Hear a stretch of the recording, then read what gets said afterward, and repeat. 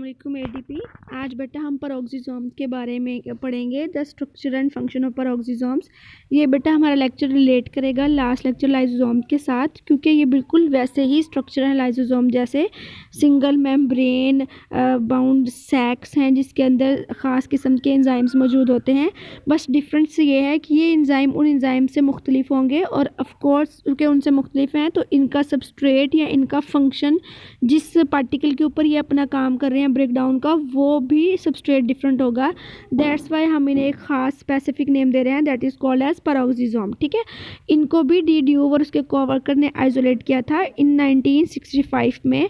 और ये उन्होंने कहाँ से सेपरेट किए?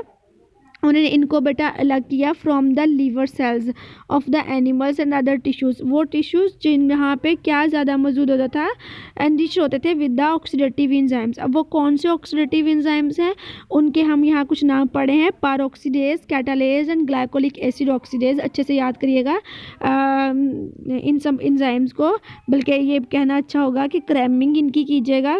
मैं ये समझती हूँ कि अंडरस्टैंडिंग एंड क्रैमिंग दोनों को पैरेलल चलना चाहिए, तो तभी हम लोग अच्छा और बेहतर लेसन याद कर पाते हैं।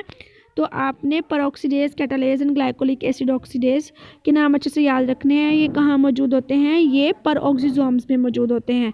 ठीक है, अब ये जो है वो पेरोक्सीडेज एंजाइम के नाम से ही आपको फ़ौरन समझ आ गया होगा कि ये जो है वो हाइड्रोजन पेरोक्साइड, जो बच्चे के फैमिलियर हैं इससे, कि ब्रेक डाउन में या उसकी फॉर्मेशन, दोनों ही किस में इन्वॉल्व हैं, ये याद रखिएगा, इन दी फॉर्मेशन और डीकम्पोजिशन ऑफ हाइड्रोजन पेरोक्साइड, दोनों की या उसके बनाने में या उसको तोड़ने में इन्वॉल्व होते हैं ये एंजाइम। ठीक है, पेरोक्सीडेज। अब इसी वजह से हमने इस ख़ास एंजाइम की वजह से ही इसका नाम, इस ऑर्गेनेल का क्या रखा है? पेरोक्सिसोम रखा है। अब हाइड्रोजन पेरोक्साइड का फॉर्मूला क्या होता है वो भी हम अभी नीचे देख लेते हैं। ये बेटा यहाँ लिखा हुआ है H2O2, this is the formula of hydrogen peroxide. अब देखें, ये स्ट्रक्चर के बारे में बात करेंगे, वो मैं आपके साथ पहले शेयर कर सकी। लाइसोसोम का अगर आपको स्ट्रक्चर याद है तो आपको इसका स्ट्रक्चर भी पता है। ये single membrane enclosed cytoplasmic organelle है। अब साइटोप्लाज्मिक ऑर्गेनेल का मतलब ये नहीं है कि इसके अंदर साइटोप्लाज्म होता है, इसका मतलब ये है कि ये साइटोप्लाज्म में मौजूद होते हैं, उसमें तैर रहे हैं, उसके अंदर मौजूद हैं। और सिंगल मेम्ब्रेन ऑर्गेनेल है, ये कहाँ कहाँ इसकी occurrence, that is very very important, किन में ये पाए जाते हैं? ये animal and plant cell both, दोनों में होते हैं। ठीक है, और ये कहाँ उसके पहचाने जाते हैं? नेक्स्ट बेटा हम डिस्कस करेंगे इनके साइज़ के बारे में कि ये कितने होते हैं। ये बेटा अप्रॉक्सीमेटली 0.5 माइक्रोमीटर इन डायमीटर है। माइक्रो आपको अच्छे से याद होगा, 10⁻⁻⁻⁶ को कहते हैं। अब उसके बाद हम इसकी अकरेंस के बारे में बात कर रहे हैं, जो कि मैंने ऊपर भी डिस्कस किया, एनिमल और प्लांट सेल में है। तो ये एनिमल्स में है, और प्रोटोजोआ, यीस्ट और many cell types of higher plants, यानी इन तमाम में पाए जाते हैं, चाहे वो बैक्टीरिया की टाइप्स हैं या प्रोटोजोआ है, सभी में ये मौजूद है। उसके बाद आगे फंक्शंस, हम इनके फंक्शन की बात करेंगे, जो कि अब अंडरस्टूड हो ही गया, हम लोग डिस्कस कर चुके हैं। ये हाइड्रोजन पेरोक्साइड के से रिलेट करते हैं और उसके producing oxidase and catalase enzyme अपने पास रखते हैं। तो मेजर फंक्शन क्या है कि कैटाबॉलिक एक्टिविटी परफॉर्म करना, किसके लिए? पेरोक्सीडेज के लिए। तो पेरोक्सिसोम्स का फंक्शन है। तो ये किस में इन्वॉल्व है? ये कैटाबॉलिज्म में इन्वॉल्व है, मेटाबॉलिक पाथवेज के, यानी ऐसे रिएक्शंस में इन्वॉल्व हैं जहाँ पे हम ब्रेक डाउन करते हैं हाइड्रोजन पेरोक्साइड का, और you can say that formation करते हैं। नेक्स्ट बेटा हम लोग डिस्कस कर रहे हैं यहाँ पे ग्लाइकोक्सिसोम्स को, हमारा नेक्स्ट टॉपिक है, और वो मैं साथ में पढ़ा रही हूँ क्योंकि ये भी सेम स्ट्रक्चर है लाइसोसोम की तरह या पेरोक्सिसोम की तरह। और इसमें भी फ़र्क सिर्फ ये है कि यहाँ प्रेजेंट जो एंजाइम्स हैं वो अपने साथ कुछ डिफरेंट एंजाइम्स भी रखते हैं, जो कि ऊपर वाले दो ऑर्गेनल्स में नहीं थे, और ऑफ कोर्स इनका सबस्ट्रेट भी अपने एंजाइम की वजह से स्पेसिफिक होगा। तो ये ऑर्गेनल्स क्या हैं? In addition to glycolic acid oxidase and catalase, जो कि किस में मौजूद थे? हमारे ऊपर ग्लाइकोक्सिसोम में। इसके अलावा वो क्या कहता है? Possess a number of enzymes that are not found in animal cells. ऐसे एंजाइम्स भी रखता है जो कि एनिमल सेल्स में मौजूद नहीं थे। अब यहाँ पे एक चीज़ बहुत इंपॉर्टेंट है, जैसे हमने कहा कि ऐसे एंजाइम्स रखता है जो एनिमल में नहीं थे, मतलब वो एंजाइम्स क्या, ये ऑर्गेनल ख़ास तौर पर किन में होंगे? ये प्लांट सेल्स के ऑर्गेनल होंगे। तो ये प्लांट सेल्स में पाए जाते हैं। ठीक है, नेक्स्ट बेटा हम डिस्कस कर रहे हैं ग्लायोक्सिजोम की अकरेंस, जो अभी मैंने आपके साथ शेयर करी ली कि ये प्लांट सीडलिंग्स में मौजूद है। अब प्लांट सीडलिंग का मतलब बेटा, सीडलिंग का मतलब होता है नन्हा पौधा है, छोटा सा पौधा जो अभी ज़मीन से निकला है, जिसकी छोटी सा तना और साथ में 2-4 पत्ते हैं, उसको हम क्या कहते हैं, सीडलिंग कहते हैं। तो ये प्लांट सीडलिंग पे मौजूद है, जिसका इन्हिसार या जो डिपेंड होता है अपने अंदर स्टोर्ड फैटी एसिड्स पे, क्योंकि अभी उसकी रूट्स इतनी स्ट्रॉन्ग नहीं है कि वो ज़मीन से ऐसे पानी एब्जॉर्ब कर रहे, और ना ही उसके पत्ते इतने ज़्यादा डेवलप हो चुके हैं कि वहाँ पे फोटोसिंथेसिस का प्रोसेस प्रॉपरली चल रहा हो और उसको फूड मिल रहा हो। अभी वो बहुत छोटा सा सीडलिंग है। तो फिर वो किस चीज़ पे रैले करता है या डिपेंड करता है, वो अपने अंदर स्टोर्ड फैटी एसिड्स पे डिपेंड करता है। तो वो सीडलिंग जो है वहाँ पर कौन सा ऑर्गेनेल जो है वो प्रेजेंट होगा, दैट इज़ ग्लायोक्सिजोम।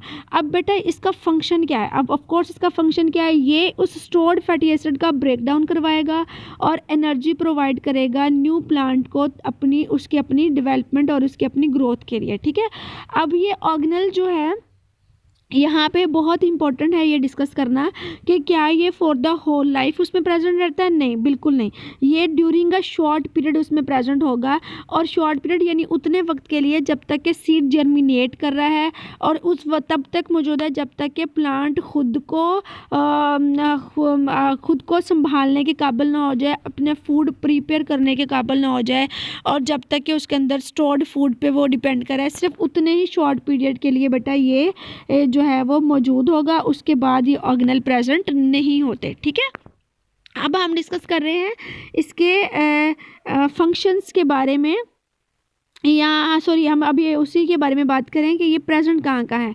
इसके अलावा ये लिपिड रिच सीड में भी मौजूद होता है, ऐसे सीड्स जिनमें लिपिड बहुत ज़्यादा मौजूद है। ऑफ कोर्स ये वही सीड्स हैं जिसके अंदर स्टोर्ड फूड प्रेजेंट है, और स्टोर्ड फूड कौन सा, इन दी फॉर्म ऑफ लिपिड है, जैसे कि आप जानती हैं कैस्टर बीन एंड सोयाबीन वगैरह। उसके बाद ये एब्सेंट होता है लिपिड पुअर सीड्स में, यानी वो सीड्स जिनमें लिपिड नहीं होगा या कम होगा, उन सीड में ये एब्सेंट होगा। ये बेटा हमने अकरेंस डिस्कस की। अब हम इसके फंक्शंस के बारे में बात करेंगे। सबसे पहला फंक्शन जो है वो ग्लायोक्सिलेट साइकिल से रिलेट करता है। व्हाट इज़ ग्लायोक्सिलेट साइकिल, बेटा ग्लायोक्सिलेट नाम से पता चल रहा है कि ये कन्वर्जन है स्टोर्ड फैटी एसिड्स की इनटू द कार्बोहाइड्रेट। एक चीज़ यहाँ आप याद रखें कि हमारा इंस्टेंट जो फूड कन्वर्जन टू एनर्जी के लिए प्रोडक्ट है दैट इज़ कार्बोहाइड्रेट, और you can say that glucose, यानी कि हम लोग जिससे फ़ौरन एनर्जी हासिल कर पाते हैं वो कंपाउंड हमारा या वो जो सब्सटेंस है वो कार्बोहाइड्रेट होते हैं। अब अगर हमने कहा कि हमारे इन सीडलिंग के अंदर जो स्टोर्ड फूड है वो लिपिड की फॉर्म में है, या you can say that fatty acid भी बेटा लिपिड से ही रिलेट करता है वर्ड, तो ये फैटी एसिड्स की फॉर्म में है। तो क्या करना होगा, जब हमें एनर्जी चाहिए होगी तो हम उन स्टोर्ड फैटी एसिड को पहले किस में कन्वर्ट करेंगे, कार्बोहाइड्रेट में कन्वर्ट करेंगे।